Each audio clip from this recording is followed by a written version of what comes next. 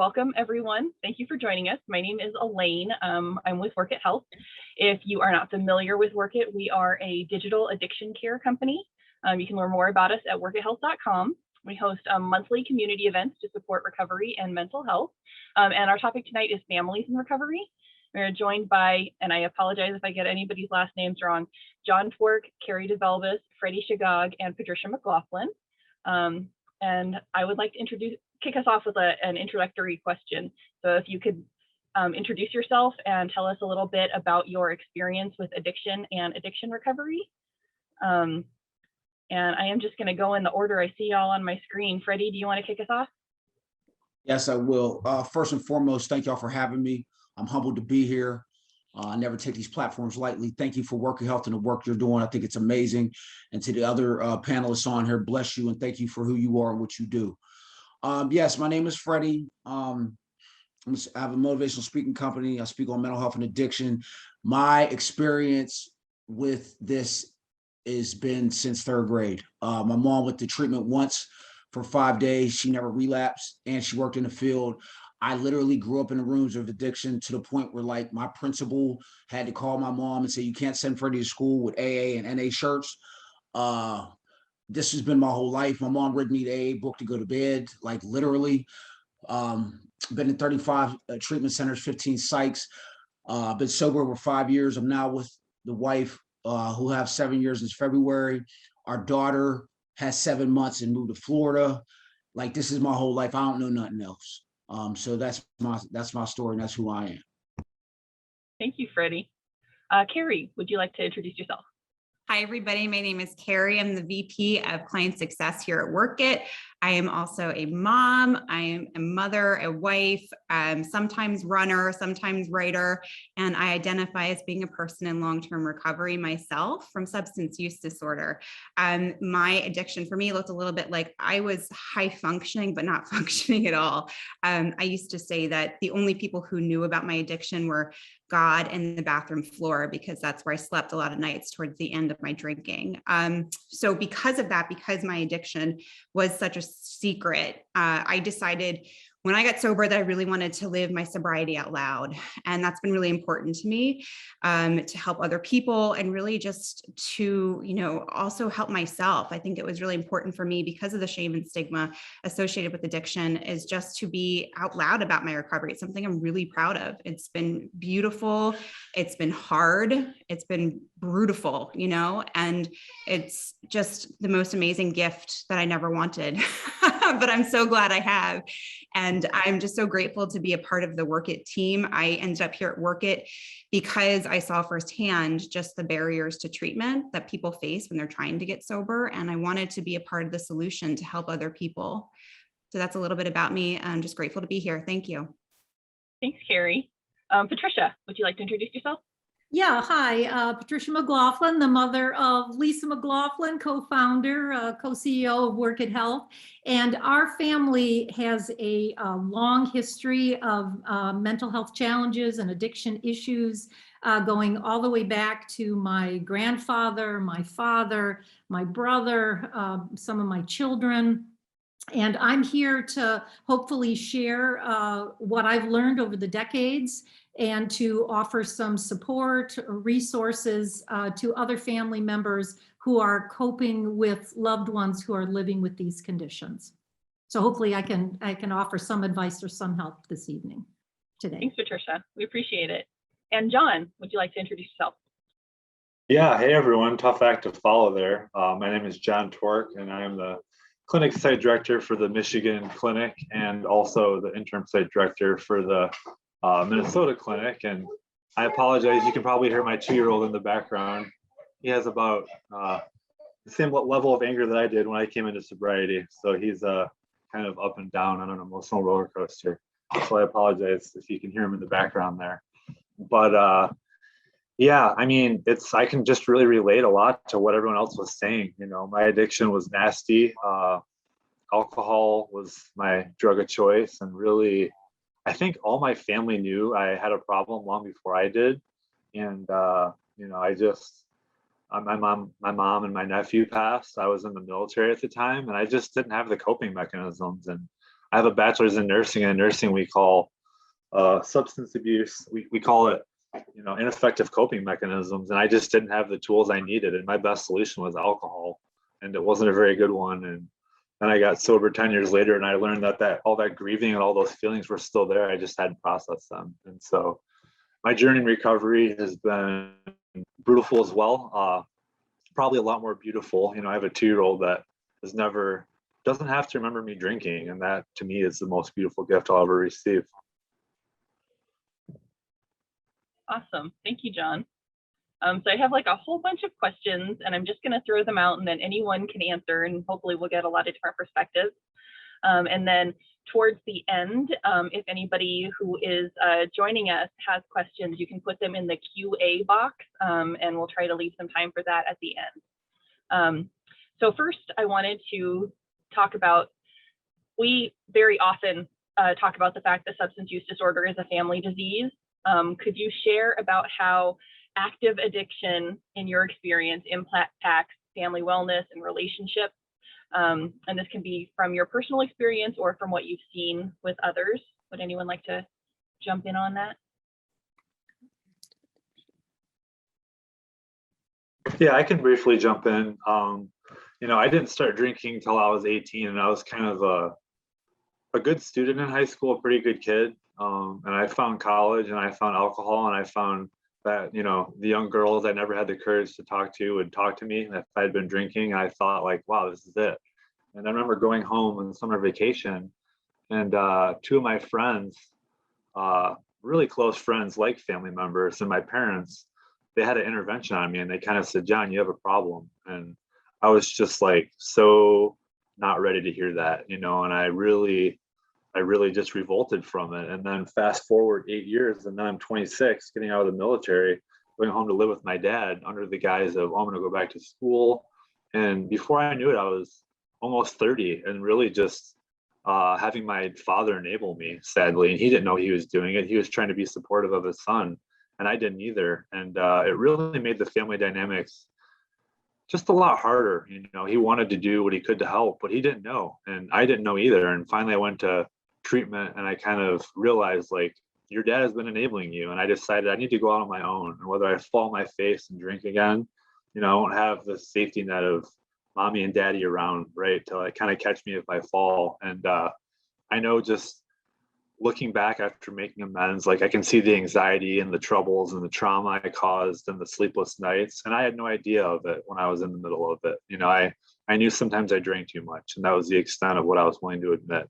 And until I was finally able to open up and see myself for who I was and where I was at, it really just brought tension and strain to all my family relationships. And, hurt people hurt, and I was hurt, and I hurt the people that loved me the most, my family, more than anyone. And I know it just made things really hard. And regaining that trust, I'll stop after this, I promise. But regaining that trust has been such a process too. I mean, you quit drinking, you think, oh, I'm doing so good now. Everyone sees it. Everyone knows I'm not drinking. And after 6 months, a year, 2 years sober, when someone asks you, hey, are you drinking?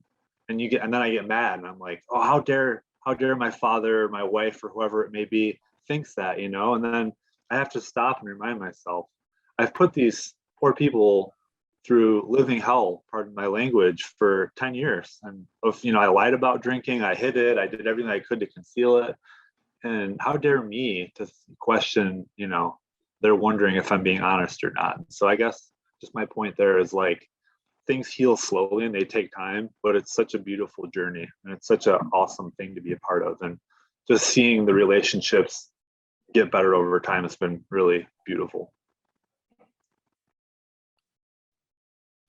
Yeah. All right. Well, just as far as active addiction, when the addiction is active, I think as a family member, it's very difficult to call things as they are.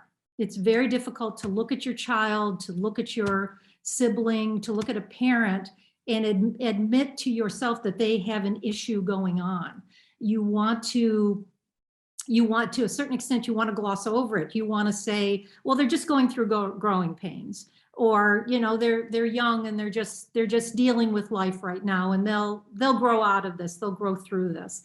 And I think as a family member, it's very difficult to get to that point where you say, when you call something what it is, and you say, there's something going on here. They're losing weight, they're sleeping all day long, they're failing in school. This is not, you know, normal behavior. So I think as a family member, it's helpful to move to a place of at least recognition that your family member has an issue going on.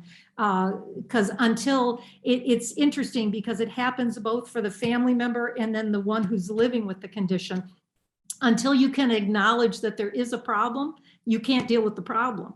So as a family member, you have to admit it and then be willing to go out there and do the work that it takes to understand your family member. And then the person who has the condition has to do the same thing.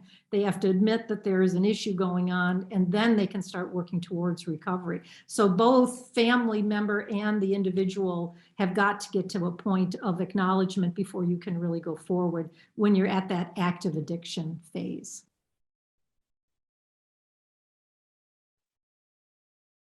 Thank you, Patricia. Kerry, you can go. I'll go last. No, you know, to Patricia's point is you need to be able to have those conversations. You know, the same way that they say addiction can run in the family, so can recovery. That's really important. From my personal experience, I grew up knowing that substance use disorder was something that ran in my family. It was something that we talked about. And I think that was really critical for me, because when I got older, I was able to name it, and I knew what I had to do. I didn't want to do it, but I knew what it was. And I knew that I had, you know, nothing to be ashamed about. I knew that there was help out there for me, and there was resources for me. And I feel like as a family, when you are able to address it head on, have those hard conversations, talk about it, you are really opening the door for the person who needs help to be able to ask for help when they are ready. So for me, you know, I'm very, there's my son in the background. I'm sorry, it's bath time right now. I love you. He's a sweetie pie. You know, for me, I can tell you that the most humbling experience for me was being in my 30s and calling my mother from the emergency room of a hospital and just saying to her, I need help, please help me.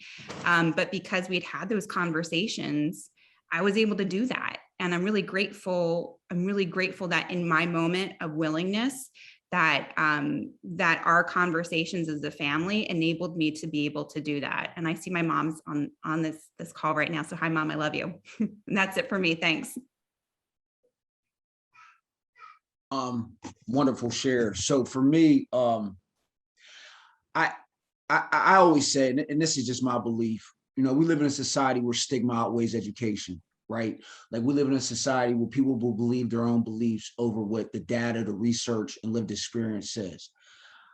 I grew up with a mother that worked in treatment, and they got sober and going to AA meetings. So for me, it wasn't a question about whether or not I had a problem.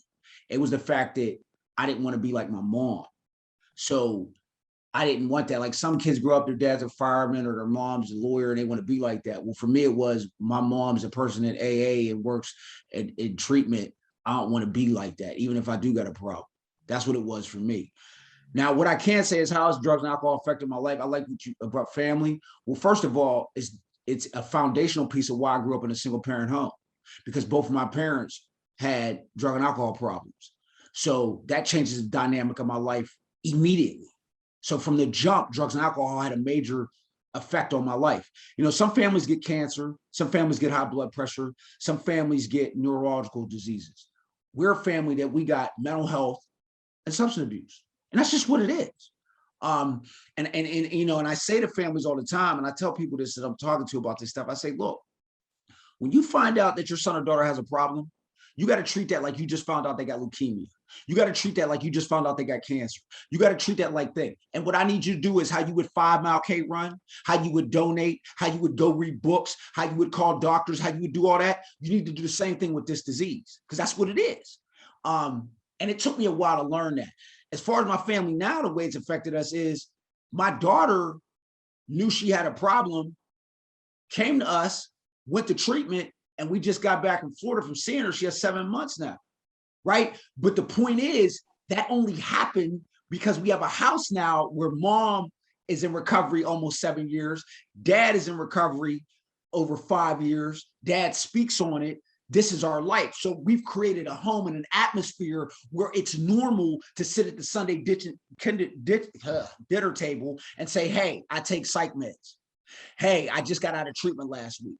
Hey, because I grew up where, you know, not all my family's dinner tables was it acceptable to talk about being in recovery and being healthy. But what we're doing is, and we just had a grandchild, we're making it normal for you to say, hey, I got a mental health issue.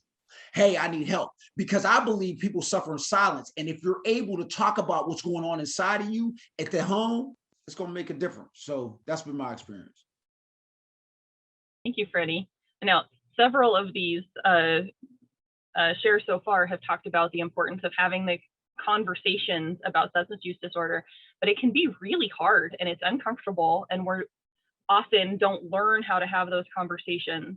Do you have suggestions as to how we can have those conversations and make those more likely to happen in people's families?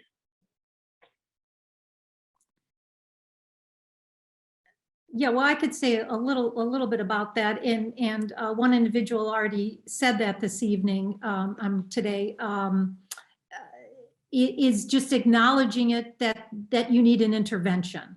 Like once you get to the point, so you're talking with your other family members and saying, you know, I'm seeing this in so and so, and I'm seeing this and that.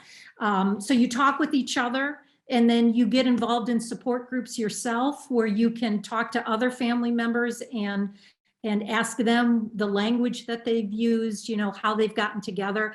And often if you surround the individual in a very loving way and everybody's on the same page, and you all in that intervention say to them, you know, we've noticed that you're struggling with such and such, or, you know, we've noticed that you've had a really hard time at work, or, you know, it's almost like you have to practice it with each other, and then all come together and around a table or around food together and offer an intervention in some way. But at that point, you have to be ready to have the resources that that individual may need, even if it's just one starting point for them. Going to a therapist or talking to someone else that you know in the family that's dealt with that issue. So I do like that idea of the intervention and the idea of getting everybody on the same page, and everybody is noticing that this particular family member is struggling, and then approaching them in a very loving and firm way with resources on hand to give them.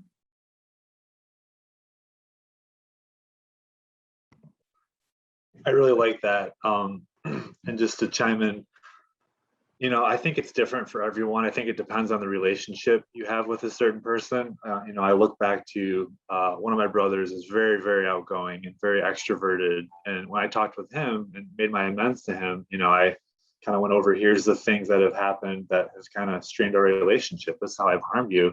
This is what I'd like to this is what I would like to do to make it right. And, you know, I said, is there anything you would like to add? And he went on for an hour and a half, and he's huge into therapy, and we talked, and it was a beautiful thing. And he said, you know, and it was just a really, it was a hard conversation. I think anytime you have a conversation, whether it be pre being ready for change, after you're sober, whenever it is, it's always difficult. But like with him, there was a lot of recovery in that, and there was a lot of growth in our relationship. But then, like, compare that to my father, who's also here tonight. Sorry, Dad, I'm talking about you a lot. My dad was a retired engineer, big math guy. You know, English, not as much. Communicator, he'll communicate, but it's very concise, and he'd rather speak in numbers and sentences, and he doesn't want to talk about an hour and a half of emotions and feelings. Sorry, Dad, but it's true. But anyway, you know, we had it, and I told him, and I went through A, B, C, D. Here's how I've wronged you. He said, all right, you know, like, and okay, Dad, what can I do to make this right? Work on your career, you know, be a good man. Okay. see ya. Like, are you sure there's nothing else you want to talk about? And I think just kind of tailoring it to the person you're speaking with, and knowing that those tough conversations come from a place of love. Because the people that were in my life, the Marines that I was with, that said, you don't have a problem, Twork, have another beer, or just have one, don't be like this. They might have a problem too. I learned over time that those guys probably just didn't know how to express love, or maybe they had a problem themselves. And the people that held me accountable, that's what real love is. And those are the relationships I wanted to work to repair. So I guess I would just say tailor it towards who you're working with and know that they care about you. And that's, at the end of the day, that's what matters.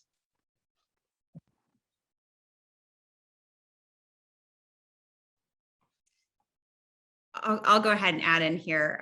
It's such beautiful shares. I'm just really grateful to listen to everybody. I would say that hard conversations save lives, and hard conversations save relationships. And for me personally, I've had to have a lot of those conversations in sobriety. And when you're sober, excuse me, you really have a unique opportunity to be present fully for the other person. And what I would say has been helpful for me is making certain that you create a safe space for that conversation so that other person feels like they can share with you. Also modeling the behavior. So I think about my daughter, and I want her to come to me one day when she has hard things to tell me. And I try and model that for her. The other day we were out like on a mommy daughter date, and we were having hamburgers, and we were at a restaurant, and I was drinking a soda instead of a beer, and the conversation turned to my sobriety. And my daughter was really young when I got sober, and so she doesn't really remember me drinking, which is a blessing, but she has this one memory. She has this one memory of me being drunk at a family party. And anytime the conversation turns about my sobriety and what I used to be like when I was drinking, she wants to talk about that one memory. And every time she brings it up, I let her have the space to do that, because what it tells me is that it affected her deeply and that she's still processing it. So the conversation goes something like, remember that time we were at the party and you were acting different, mommy, than you usually do. And I have to sit there, and it's the most painful thing for me to listen to, but I do it because I know it's important. And, you were different that day, mommy. You were mean that day. Those are hard things to hear from your 10-year-old. And I asked her, how did that make you feel? It made me feel scared. It made me feel confused. And again, those are hard things to hear, but I know that it's so important. And at the end of the conversation, I always just tell her how much I love her. I always apologize to her. And, we were going through this the other day, and at the end of the conversation, she said to me, I said, honey, I just apologized. And she said, mommy, it's okay. You've learned so much since then, and you know better now. It's like, oh my God, it's just like tears on my hamburger. You guys. I was just blown away by, my beautiful daughter and her ability to have this conversation with me. And, every time we're able to do those types of conversations, I feel like it brings us closer. And I hope that in doing that one day, if she has hard things that she needs to tell me, she'll feel like I'm a safe person that she can talk to about those things. Thank you for sharing all this. That was deep, and it really resonated with me a lot. All the stuff on here is. So it's funny that this comes up because I'm in therapy, and I'm dealing with trauma that I have. So from like 9 to 14, I was abused, right? Physically, and some other things happened too. And me and my mom started talking about it, and I had to bring it to her. And why didn't you tell me? Why didn't you tell me? And we had a real deep conversation one day. And she was telling me like how she grew up was basically you're to be seen, not heard. There was an old school mentality of I provide, you do what I tell you to do, and the story. And unconsciously that came with when she parented me, I've learned that parents are people that have you. And I would say before anybody has these conversations, or at least let me say for me, what I had to identify is our family even set up to have these conversations? Because one of the things that I've noticed is that too often and too many times, and especially in families, what I see is people are beyond reproach, meaning like uncle, dad, mom, aunt, those names automatically means tongue has wisdom. Those names automatically mean you have a certain platform to where you can't be approached. And see, I think too often that's what allows these things to grow. So like what I've done and what I've tried to set up, me and my wife, is that our daughter, who is sober, we make it clear, when you see us doing something in sobriety, when you see us doing something that might take us out of our sobriety, when you see us making a mistake, say something. Because I don't want it to ever get to a point where our household is we're above reproach and we can't be talked to, because then you create situations where it's not creative, it's robotic. It's more about just, you know, graduating or maintaining your job or status quo. It's not really checking in, how you doing? It's not really asking what's going on with you. And growing up like that, and I don't think it was nothing intentional. I just think that like the way my parents, my mom, my granddad who raised me, the way they looked at it was just trust what we're telling you to do and you're going to be all right. That's fine. But then the problem is life come in and personalities come in and who you are comes in. And I just have made sure that I'm trying desperately with my granddaughter, with my daughter, to make sure that I set up a home that no matter what's going on with you, you know, you can come talk to me and not worry about, well, dad's going to cuss me out, or dad's going to do this, or dad's going to do that. Yes, there's consequences, but I think there's a way to do that stuff, right? Like, I think there's a way to do that. So that's what I would say. I would say, what is your family structure? Do you have a safe environment? Do you have a home where they can do that? Because if not, it's going to be pointless. And you have to get to a point to allow other people to be able to do that. That's just my opinion. Thank you. And I think personally, I think part of making sure that we have a safe environment to share these things, like checking our language use, because a lot of us grow up using like really shaming terms for people who, you know, use alcohol, use drugs, use substances, and they're, you know, intensely negative. And it makes it very hard to admit that you have a problem when your only association for that problem is, oh, this dirty, lazy, whatever, you know. So I think, you know, looking at our language use and trying to destigmatize it is really important, you know, in our families. So I wanted to ask about, a lot of families have like this image or expectation in their head of like, oh, when my loved one gets sober, it's going to look like this. This is what recovery is going to be like. And that is often not at all what it looks like. So does anybody want to share any experiences that they've had with, you know, expectations versus the reality of recovery, and what recovery has looked like in your experience? Yeah, I want to jump on this just because of the fact that I'm in the middle of this right now.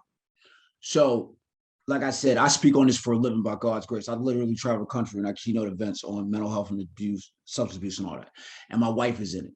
And my wife is sober. She'll be sober 7 years in February. Our daughter, I'm not allowed to say, we and my wife have an age gap. I'm not allowed to say her age. I'll get in trouble. All right. So our daughter is sober, right? She got 7 months.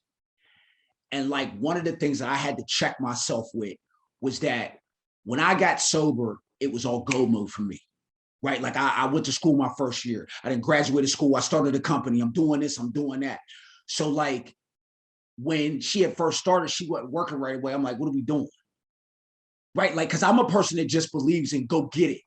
And I don't, and I know how much time I wasted. So I want her years not to be my years at 30. You know what I'm saying? And I remember my therapist telling me, Freddie, that's your journey. Right? Like that's not her journey.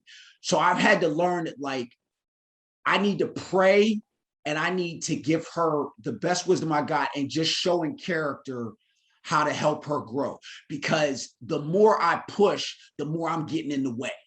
And this is an illness that if, in my opinion, a person enables or you get in the way, you can literally kill that other person. Like for real, it's that deep.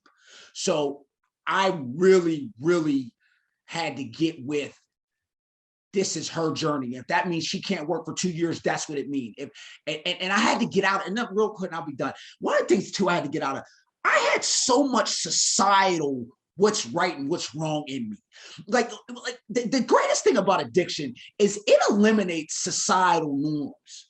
Like I used to think, well, at 22, you got to graduate college, right? And then you got to go get your doctorate, and then you got to have a baby, and then, you know, the man has to work and the wife has to, like, addiction was like, life looked like this. So I just, yeah, that's what I had to learn. Get out the way and let her be.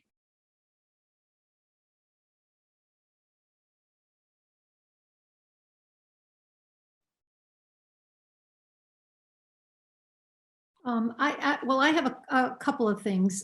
First of all, I wanted to just go back, if I could, just briefly, and just when you were talking about language with each other, because as people are talking, you know, you get to think a little bit more about the question that's asked, and to be careful that you don't just do a one-on-one when you're speaking with someone, because, like, for me, like, I've got the parental voice, and no matter how hard I try, I'm always going to sound like the parent. And that's not necessarily what my loved one needs. So sometimes having, like I said, having multiple people there when you talk to each other and sort of giving feedback to one another as to how you might be sounding at that particular moment can be helpful when you're talking to your loved one.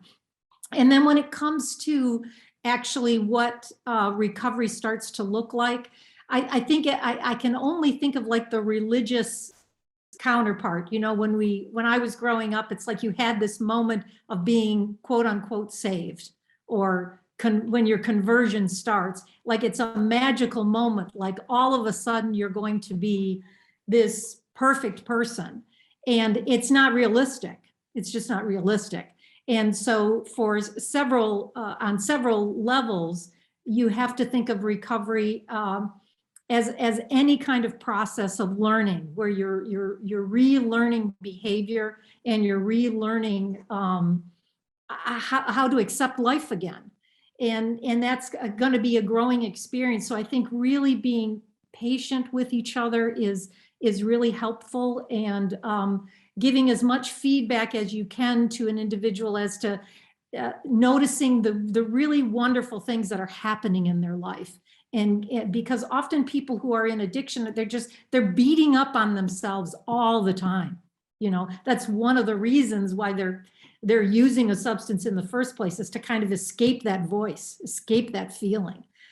So if you can, like, offer as much encouragement as you can, even if it's just incremental, at a time, that it's really helpful, I think, I have seen, like, for family members in terms of their growth, and just to see it as a process and as something that's, you're going to go forward, then you might go a little bit back, then you're going to go a little more forward, and to just be patient with that process, and not just expect this miracle cure all of a sudden, or this miracle change of behavior, I think can be helpful. It takes the stress off. I really like that, Patricia, and kind of to piggyback off that idea, you know, my most recent drink, that just brings me back to it like it was yesterday. I think I had like 2 days sober, and I was staying with my dad, just completely broken, completely spiritually bankrupt. And I remember saying to my dad, you know, like, well, you know, I've got 2 days, like, what does it matter? And he's like, you have 2 days, that's awesome. He's like, how about give yourself a little credit?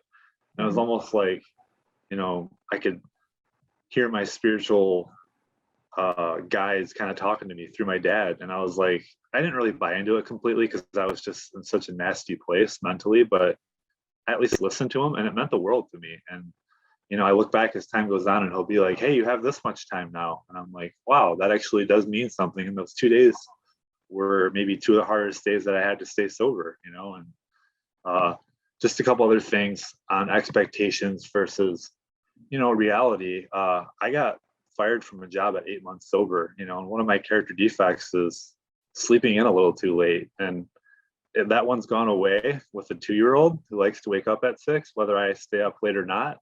But, I went to work late. I was working at the VA. I was drawing blood for people, and I started at 5:30 in the morning, and I was walking there, and I was late a couple times, and they had a policy. Eventually I got fired, and I thought, what in the world is wrong with me that I got fired at 8 months sober? Like, I thought I was supposed to be sober and a different person. And I remember calling my sponsor, and he said, well, did you drink today? And I said, no, but like, it almost would have been better if I did, because then I would have had this excuse, like, drunk John does these things. Like, I can separate myself from that. And he came back with, well, it's a good day then. You didn't drink, I mean, who are you to say what your journey is going to be like? Who are you to say if this is a good thing or a bad thing?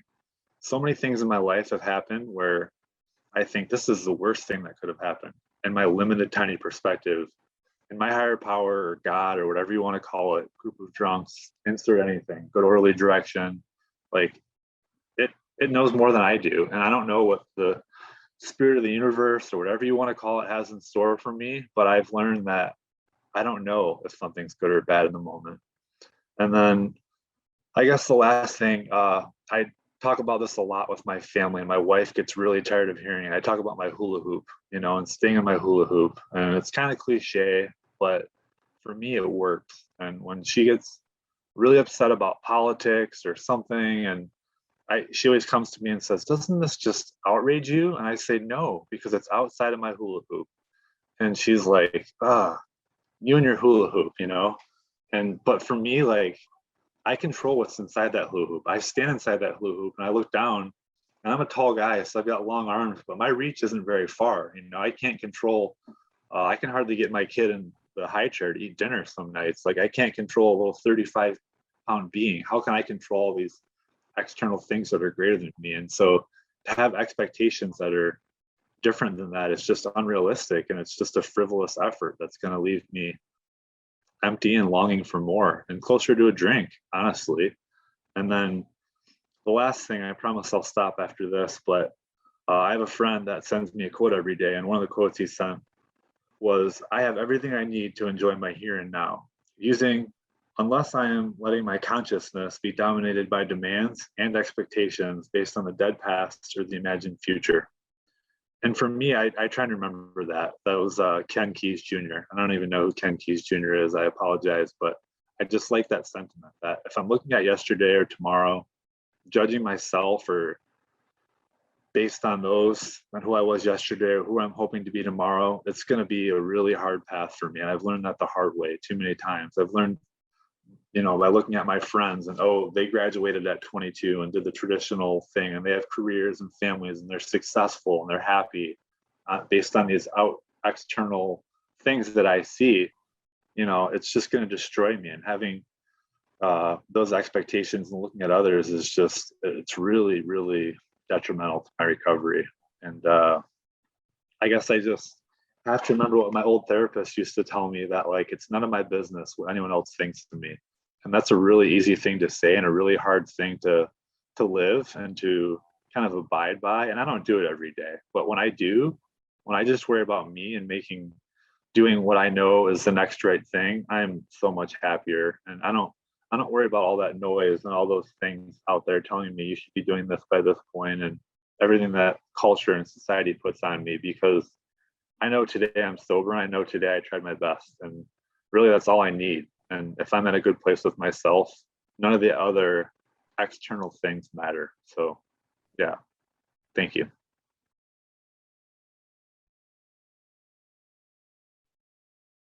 Thank you, John. Kerry, did you feel like weighing in on this one? I feel like everybody just answered it so beautifully. What I would say is, one of the things I love most about Workit is that, we say that sorry, my light keeps falling off, technical issues. There's no right or wrong way to recover. And that's truly one of the things I love most about our community, is there is no right or wrong way to do this.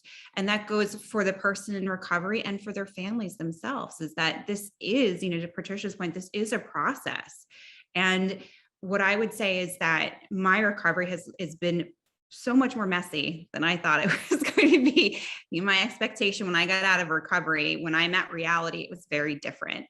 And that actually has been one of the greatest gifts of my recovery. I have this memory of one of the first days I got out of treatment, I was going to cook the family dinner like I used to, and I was going to prepare this big elaborate meal, and I was so excited. And I walked into the grocery store, and there was liquor, wine bottles everywhere in the grocery store.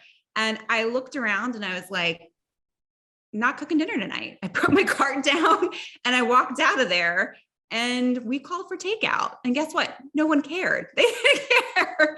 You know, it was an expectation that I had put on myself, that it was supposed to look a certain way, that I was supposed to do life a certain way. And my recovery has taught me that, you know, everybody's journey is different. You know, everybody's journey is different in recovery, and for the families too. I mean, everybody's journey in recovery, whether you have a loved one in recovery, whether you're in recovery yourself, it's going to look different. I think really the biggest takeaway for me is you find what works for you, you find what works for your family, and then you stick to that.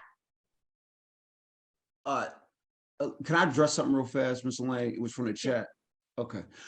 So I'm very clear, because I want to make sure I'm very clear about this. Number one, when I say enable at families and the whole kill thing, what I'm saying is this: in my life experience, which has, when I'm coming from my experience, the greatest thing about recovery is nobody owns it. That's what I love about recovery, diverse backgrounds. In my life experience, what I went through personally and what I went through, I would never shame no family. I'm a Black man in America that grew up in a single parent home recovery, whose mother worked in treatment as a single parent. My wife is wife and she's 52. Nobody understands judgment more than Freddie. I get it. And I want to be clear that as a person that was bullied and sexually abused for over 7 years, what comes out my lips is always about upliftment and always about families getting better. So when I say enable, I'm saying it from a perspective of what I've seen and what was said to me when my best friend was buried. His dad looked at me and said, "Freddie, my enablement put my child here." That's what he told me. I'm not saying I agree, but I'm saying in my perspective of what I've seen. So I don't want anybody to confuse the two. I'm just telling you my life and what I've been through. Thanks, Freddie. And that leads into the next question I wanted to ask. Boundaries are like a really important topic for families dealing with addiction and recovery. And it is really important when we're talking about like figuring out what crosses the line into enabling. Does anybody have insights into how families dealing with substance use disorders can set healthy or at least healthier boundaries? Well, that's a big issue for family members. It's tough to give yourself permission to set up boundaries. It's tough to do that. But especially if your family member is dependent on you in any way, like if you're paying for their schooling or they're living with you, or you're cooking meals for them or whatever, babysitting for them or whatever. I say to family members, you do have the right to set some boundaries and that are based on respect. You know, we respect one another, and I need for you to do a certain thing. Like I just had an interaction with a family member that was really poor this past summer. And when we went to reconcile with one another, I had to make really clear what my boundaries were with that family member. And it was really painful for me to say, I may not be able to be a part of your life. I mean, it was really difficult. I could barely get the words out of my mouth.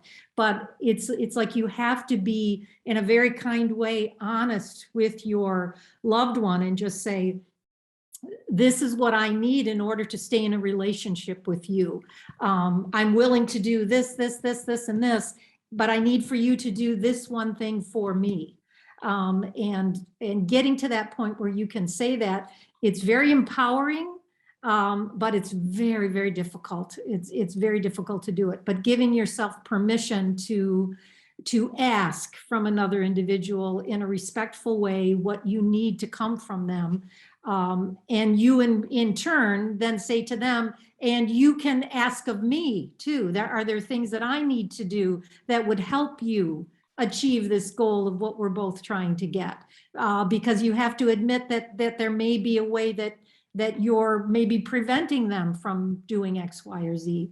So I think setting those boundaries are really difficult. You have to know what you need in order to have a relationship with them. And then you have to very honestly be able to say it to them.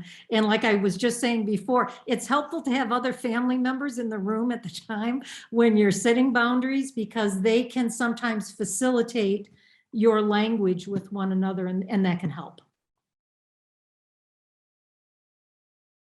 Thank you. I think for me, the biggest thing that I've heard is just never shielding an alcoholic or an addict from the consequences of their actions. Again, that's a lot easier said than done. I've had loved ones that have, been in and out of recovery, and holding them to that, it's been easier for me to say, this is like an if-then type equation. If you use or drink or betray my trust, then this happens. We might lose contact for a while until you're ready to abide by the boundaries that we set up.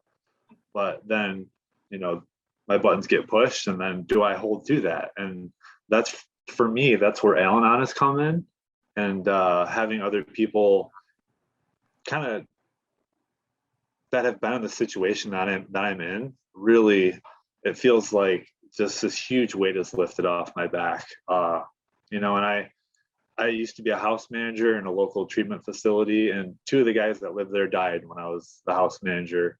And, nights in bed crying, thinking, what could I have done differently to keep this guy alive? And the answer is nothing. I mean, that's their journey. And the one thing I can do is to honor their legacy by staying sober today. And that's something that is, it's near and dear to my heart, and that's in my soul, and something I try to keep in mind. Having their families come to pick up their clothes and say, hey, do you want this sweatshirt that this guy had? And it's just like, it can be heartbreaking. And without those healthy boundaries, more people do die and will die. And the sad part to me is a lot of people don't know what healthy boundaries are. And you can't blame families for that. You can't blame people for leaning on their families in times of need, from their perspective, people that need to be in recovery that aren't. You can't blame families for trying to love their loved ones to the best of their ability. But there's such freedom and such empowerment in the education and learning what is a healthy boundary for them, and learning how to not shield them from their consequences. But again, it's just something that's really easy to say, and actually practicing it is a whole nother story for me. And I'm still learning that journey. So it's a tough one.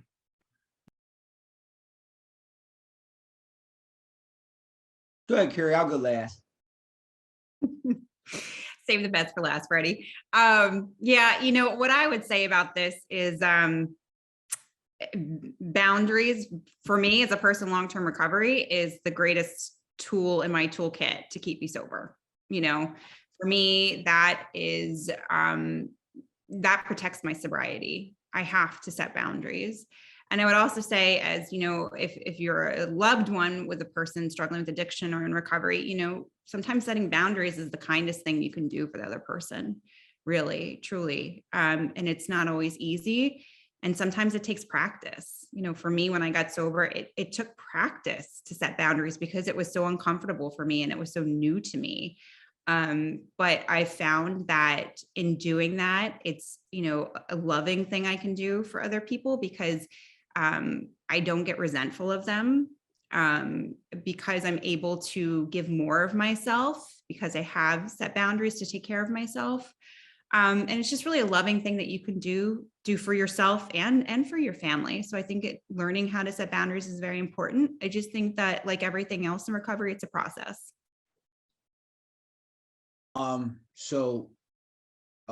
Yeah, I could definitely speak on this. Thank you all for what you shared. Here's what my life experience has shown me.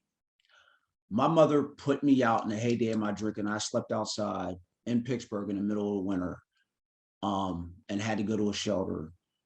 when I went to treatment the last time, I said, Mom, I really want to get sober. I'm gonna do the right thing. She said, Freddie, I hope I didn't get sober to bury you, because I will.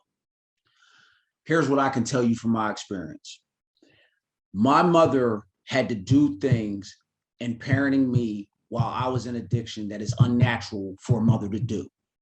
It's unnatural for a mother to put their child out. It's unnatural for a mother to call the police on her child. It's unnatural for a mother to have to turn their back on a child. But what I found for me, this addict, if my mother would have not have done that, and I will go to my grave believing, if my mom would have not put me out, either my mom would have relapsed and maybe not be here, or her mental health would have been thrown out, or I would have not be here. I do think that interventions with some type of professional coming in the home can make a ton of difference. But I also believe that with this illness that I have, I am a person that only learns off consequence. I've been same way my whole life. And I know Freddie very well. If I am able to be with somebody that will allow me to use, it will not be good for me. The best thing my mother ever did for me was decide that her sobriety was going to come before my illness. And when she did that, it allowed me to experience the pain and consequences that I needed. And now, by God's grace and mercy, I could go around the country and tell other kids and other parents, this is what I experienced. I hope you don't experience the same. And in most of the people that I speak to, and I speak of treatments monthly by God's grace and mercy, and I've been all over the country about this by God's grace and mercy, what I see is that the enablement and the boundary setting is at a point where I see a lot of professional counselors, I see a lot of professional therapists that all tell me, Freddie, it's not about the fact that these people don't want to be sober or be in recovery. It's that when I send them back home to an environment that's not filled with boundaries and consequences and things that are healthy, that's where things get caught up. And that's why they invented Al-Anon. That's why they invented support groups. That's why they invented this stuff. Because if a person is in a home, from what I've seen when I was in a home and I was able to use, is because somebody was enabling me. And until that stopped, I never got better. So that's just my experience of what I've seen. Thank you. I wanted to bridge off of that to, in recovery, when we're trying to reestablish trust, reestablish relationships with family members. And sometimes that's extremely hard. It comes up a lot for, people that we see in Workit and in our own lives. Does anybody have any insight into reestablishing trust and healthy relationships in recovery?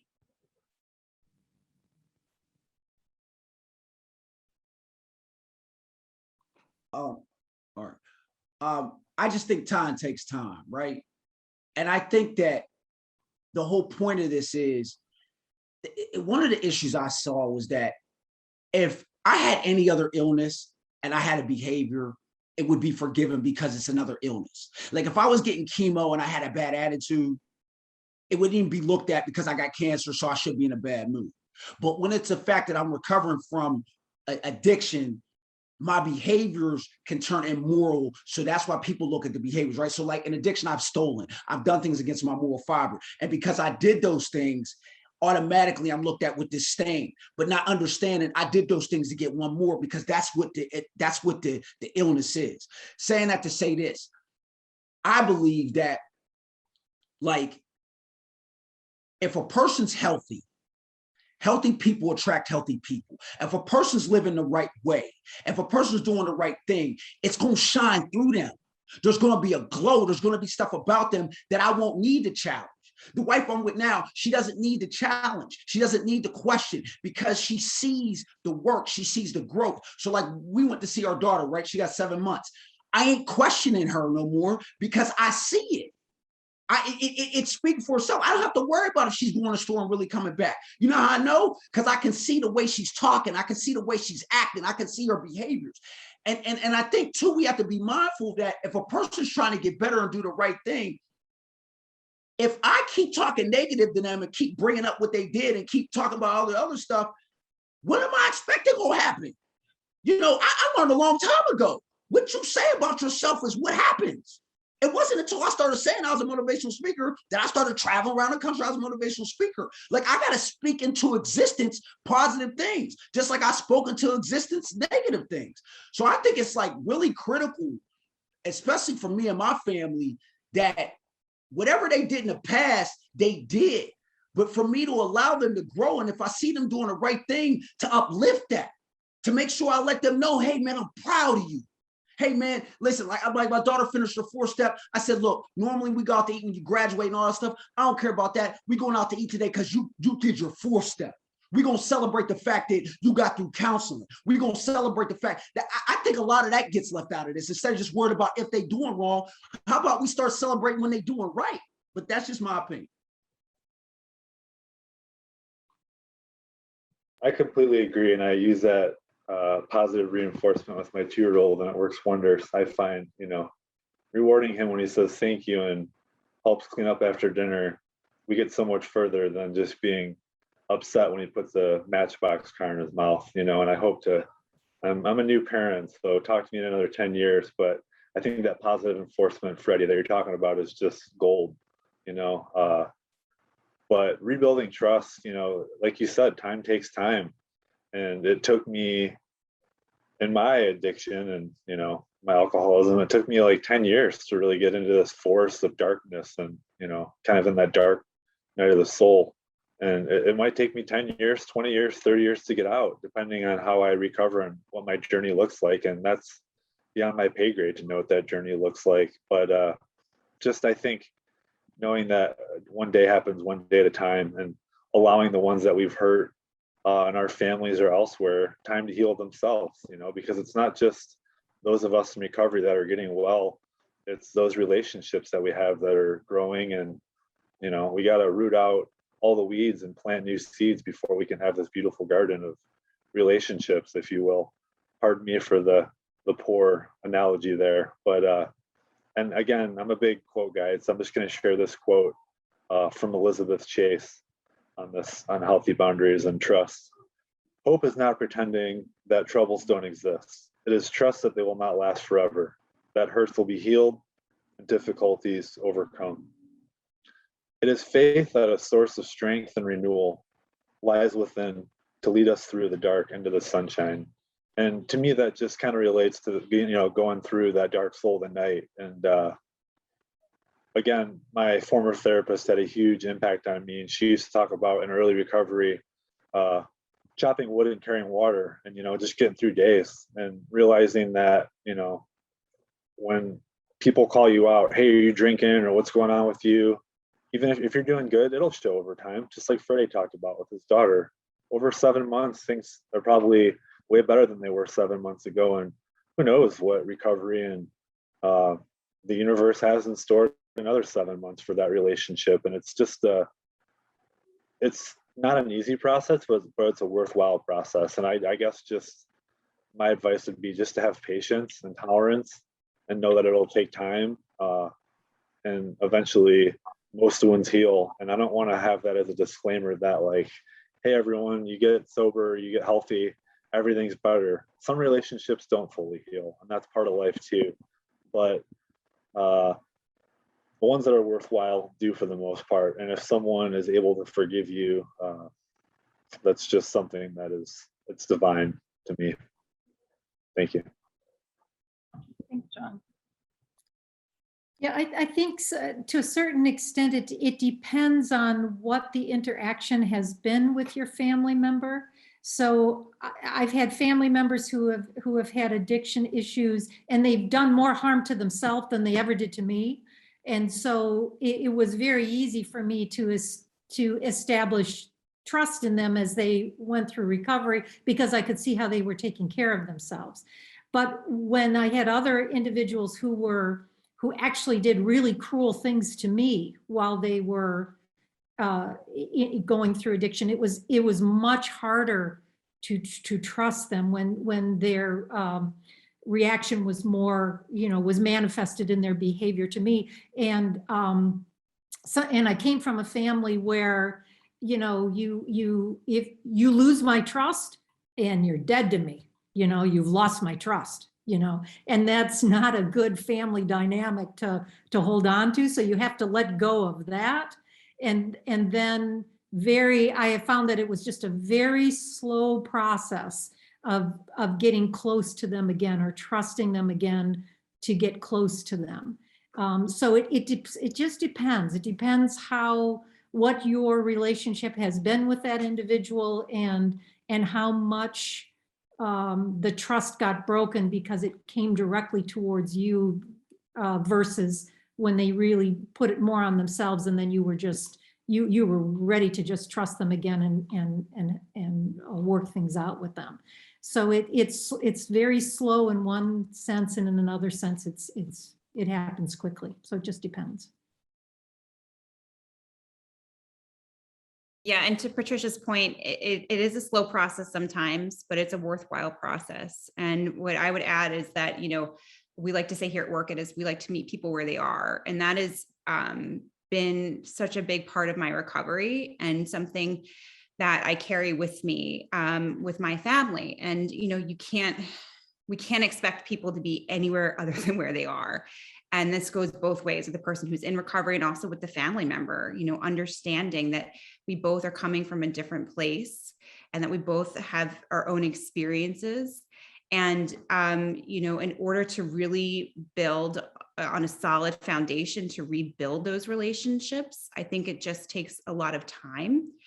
And a lot of love and a lot of patience. And for me as a person in recovery, the only thing I can do is focus on me. And sometimes that's really hard, but that's the best thing I can do for my family, especially when there has been issues in the past, broken trust, et cetera, like we had talked about, is just showing up every day and doing the best I can, being the best mother I can, being the best partner I can, being the best colleague that I can. And for me, that's where you start to rebuild those relationships. And I think that's really the beauty in recovery. Thanks, Kerry. And yeah, I think it's very important to remember that families of people with substance use disorders are not angelic and perfect. And so like all the members of the family are going to be human and going to have emotions, not just the person dealing with addiction. I want to be respectful of everybody's time, but I also wanted to address, Deirdre asked a question in the question and answer box. She said, so many of us have family members whose addictions impacted our families, but they have passed over, especially parents. I still talk with my parents and my brother, but how do those on the panel deal with this? So does anybody have experience to speak to that? Can you repeat the question again? I'm a little confused. So my understanding of it is she's talking about people who had addictions that impacted us and that they have passed on. And so, you know, how do we deal with, you know, being a family in recovery when the person is no longer with us? And if I'm incorrect there, I apologize, Deirdre. That was a really tough one for me, because with my father, he was never able to deal with his the issues in his behavioral, the behavior that came from him from his issues. And I just try, I have moments, my father got a cottage at a certain point in his life, and all of my siblings say the same thing. It's like, we love, and he passed this cottage on to us. And so when we go to this cottage, we feel that that was the best part of him. It's like when he was at home, I mean, the stress and the difficulty of his illness were just out of control. And it was just very dangerous for us. But whenever he was up at this cottage, because there was like woods around and the lake, and he was a different person for most of the time. So when we go up there, we hold on to that memory. We hold on to the part of him that was able to be as whole as possible when he was in that setting. And that's healed us to a certain extent, even though we never got a chance to deal with his addiction or to deal with his mental health issues and resolve them in any way. Something got resolved in that gift that he gave to us. And so even though it seems kind of small, look for the things in their life that they did that were the best part of them, and that they were able in any way to share with you. Because you still need that healing, and you almost need it more when you weren't able to resolve issues with them. So that's all I would just encourage you to just find things in their life where for a moment or whatever, they were able to connect with you in a loving way, and hold on to that memory more than the things that were painful. Thanks, Patricia. For me, there's really two sides to this coin. There's like looking at my mom and my nephew who passed away before I got sober. And, you know, my nephew was 7 and my mom was 59, and my mom was a very spiritual person. And I think about, you know, I can't make those amends to her that I would like to, and she doesn't get to see me not drink anymore, and she doesn't get to meet her, you know, grandson and all these things. But like Patricia said, like just concentrating on the positive, and like from this side of it, trying to honor her legacy and live in a way that would make her proud. And I've prayed a lot to my mom, and it might be weird, it might be different, and my nephew, you know, but for me it works. And I feel like I don't know what's out there after life. I'm not going to sit here and pretend like I have any clue. I would be somewhere else making a lot of money giving a speech if I knew that answer, but I'm here with you're stuck with me here tonight instead. And so I don't know, but I know that I feel a connection with them. I know that there's times I'm with my son that I like feel my mom's presence, and that means something to me, you know. And I don't know if that's just some neurotransmitter in my brain telling me, you know, I had the connection with my mom and I have this connection now, or what it is. But I know that by being sober, I can honor her and kind of do a living in amends. And then from the other side of that, you know, I haven't had any family members specifically pass from this disease, but it runs rampant on my mother's side, you know, and a lot of cousins in jail and prison, and a lot of really, really rough situations. And also just people I've met in recovery along the way. A lot of people have died, and a lot of people haven't found this solution and found that there's a different way to do things. And, you know, again, just honoring their legacy, you know, maybe just remembering those positive times I had with them, like Patricia talked about, and remember the good, not the bad. And whether it's 1% was good or 99%, just concentrating on that and growing from that and learning to be a better person in how I act, because that's what I have in my hula hoop. I can't control if someone else overdoses and dies, but I sure can be an example for my family and for them beyond the grave, whatever that looks like. Thank you too for asking that question. That's a really, really great one, and I appreciate you. Here, I'll go after you. I would just add to, you know, Patricia and Jon just spoke so eloquently, and the sentiment is just so beautiful. And yeah, you know, this question's from my mom, so it's special because I know exactly who she's talking about, and I still get choked up when I think about the people that we've lost in our family. It's hard. It's hard. And I think that what you can do is, you know, specifically when you're talking about uncle who passed away from this disease, or however you frame it, however you look at it, you know, substance use disorder. I look at the legacy and, you know, how can I honor that person, because he didn't make it through this. He didn't make it through this, but I have an opportunity now to carve out a different path for myself and for my family. And so I hope that is my legacy that I pass on to my kids, you know, that they get to see that, you know, this life in recovery is hard. it's beautiful, and it's messy, and it's honest, and it's such a gift. It's such a gift that we've all been given, all of us who have been able to, walk this path in recovery. And so for me, that's what I think about is honoring those who have passed on, honoring those who didn't make it long enough to see the miracle happen.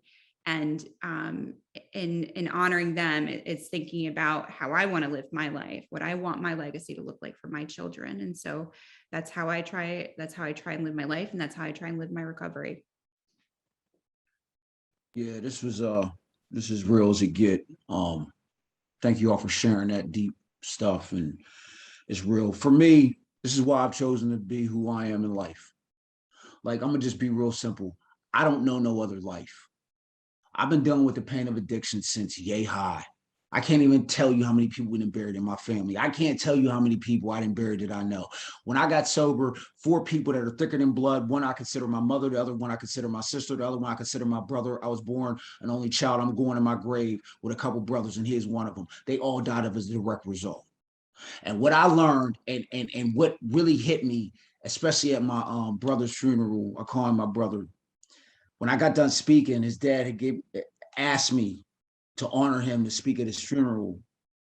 I didn't know what to say, but then I remembered drugs and alcohol didn't win. And the reason I say that is because it took him physically. But the memories he left positively, the spirit, the energy, the love, he already showed me what I need to do. He already I had to learn that, like, God allowed him to be in my life to help me through what I need to. So once he was taken from my life, my job now is to live and show other people, hey, it don't got to end this way. This is why I'm doing what I'm doing for a living, because I've just decided that I don't want no other parent, I don't want no other loved one to have to bury their loved ones, because I've done it way too many times. And I know the destruction, I know the pain, I know what it does. I've seen too many parents have to be single parents and raise their children afterwards. I'm trying to stop that. So for me, it's real simple. I just realized that their life wasn't in vain. They didn't die.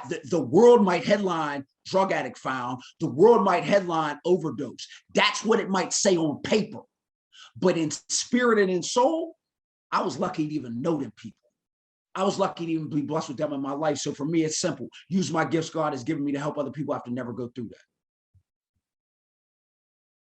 Thanks, Freddie. Well, and then I know this might not work for everybody, but I am a huge fan of writing letters to people who are no longer with us, like just speaking truth onto the paper.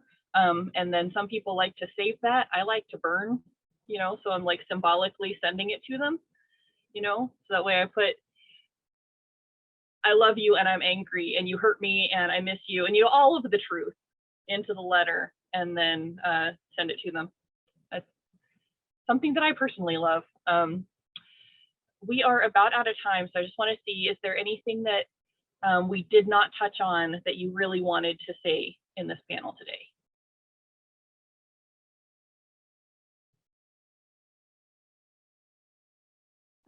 I just don't want to end without, telling family members to really take advantage of the resources that are out there. There are a lot of great organizations that are out there, conferences and resources, and for everyone really to just take care of yourself. Be kind to yourself.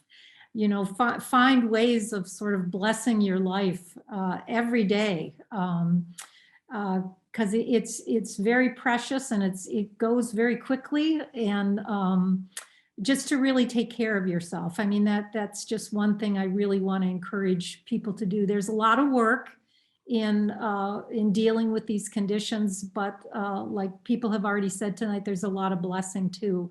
And to hold on to the blessing and to take care of yourself as much as you can.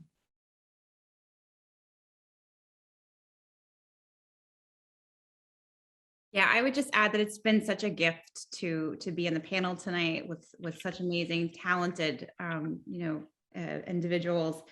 And gosh, for those who are out there still struggling, stay in the fight. It's worth it. For the family members, take good care of yourselves. That's one of the best things that you can do, is just to make certain that you're taking good care of yourself. And, as Patricia mentioned, it's gosh, we only get this one precious life. And for those of us who are in recovery, I think we are all so grateful to have made it to this side. I certainly am. And, I'm just grateful each and every day for my recovery, for my sobriety, and for my family, for their love and support.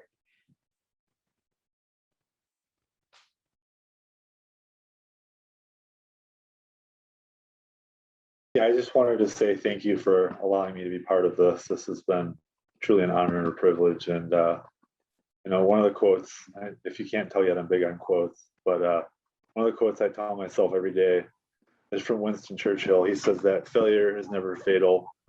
Success is never final. It is the courage to continue on that counts. And I just try and remember that in my recovery. And I try and remind others of that when they're going through either successes or struggles, because now that I'm sober, I still have Jon to deal with, and that doesn't change. And it's the work I do to repair the relationships that I've hurt. It's the work I do to improve as a person and as someone who wants to just do the next right thing, for lack of a better term. And again, that's cliche, but I need that reminder that maybe yesterday was a fail, and that's okay, because I'm human and I've learned to love myself. And I think I wouldn't have been able to learn to love myself if I didn't have such a wonderful family that loved me even when I didn't know what love was, or wasn't healthy enough to recognize I was in such a rough place. So I'm just thankful for my dad and for my brothers and the wonderful people that have been in my life to support me, because I know not everyone has that. And